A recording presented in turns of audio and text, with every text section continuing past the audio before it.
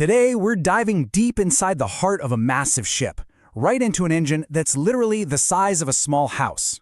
We're going to explore the system that acts as its lifeblood, the ship's lubrication system.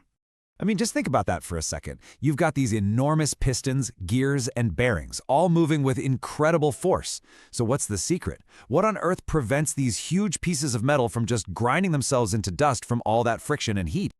All right, let's get into it. The answer, of course, is lubricating oil. But, its job is way more complicated than just making things slippery.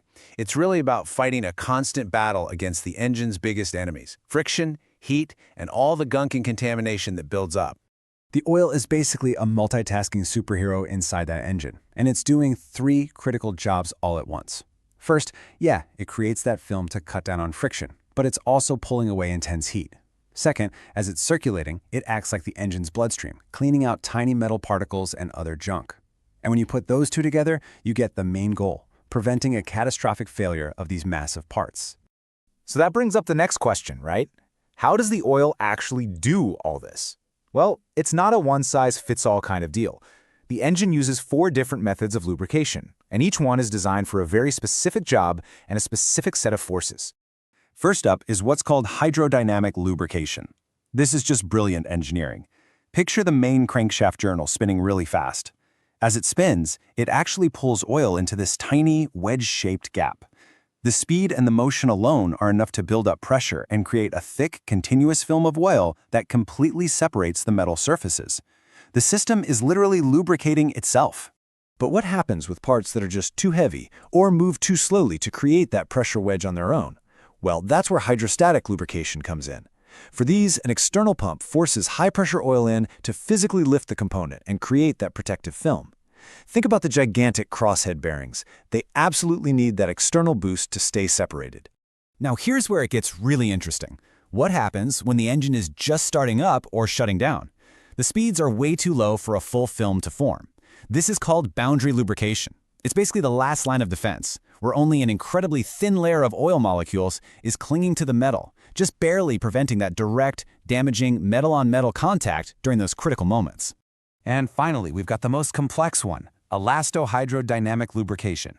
So in places with extreme pressure, like where 2 gear teeth mesh together, the metal surfaces actually bend and deform elastically. This type of lubrication takes that deformation into account, somehow maintaining an oil film under forces that would otherwise just crush it. It really gives you a sense of the insane forces at play inside that engine.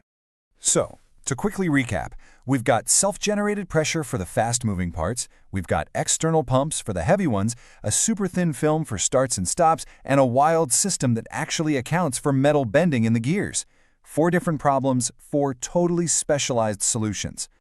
Now, you might think all of this is handled by just one giant oil circuit, but the reality is a lot more specialized. To handle all these different jobs and, crucially, to prevent contamination, the main engine relies on 3 completely separate systems working side by side. That's right, 3 distinct systems. Each has its own type of oil, its own pumps, and its own critical mission to carry out. They are the main lube oil system, which handles the engine's core components, the cylinder oil system for the combustion zone, and the turbocharger lube oil system for those screaming fast turbines.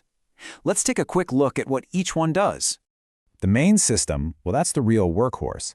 It pulls oil from the sump tank, cools it down, filters it, and then sends it everywhere to lubricate the crankshaft's main bearings, the camshaft, the crossheads, and it even sends oil up through a cool telescopic pipe to cool the underside of those massive pistons. The cylinder oil system has a very specific and, frankly, crucial job. It's basically waging chemical warfare. See, when fuel burns, it creates corrosive sulfuric acid that can eat away at the engine. This system injects a special alkaline oil to neutralize that acid. The key here is that the oil has to be perfectly matched to the fuel. So think of it this way. High sulfur fuel makes a lot of acid, so you need a high alkalinity oil to fight it. That alkalinity is measured by its total base number, or TBN. It's a constant chemical balancing act to protect the very heart of the engine. And finally, the turbocharger. Its rotor spins at tens of thousands of RPM. I mean, that's an incredible speed that demands its own dedicated system for a constant supply of clean oil. And this supply is so critical that the system keeps running even when the main engine is off. Why? because even a gentle breeze blowing through the exhaust stack can cause that rotor to spin, and without lubrication, those bearings would be toast in seconds.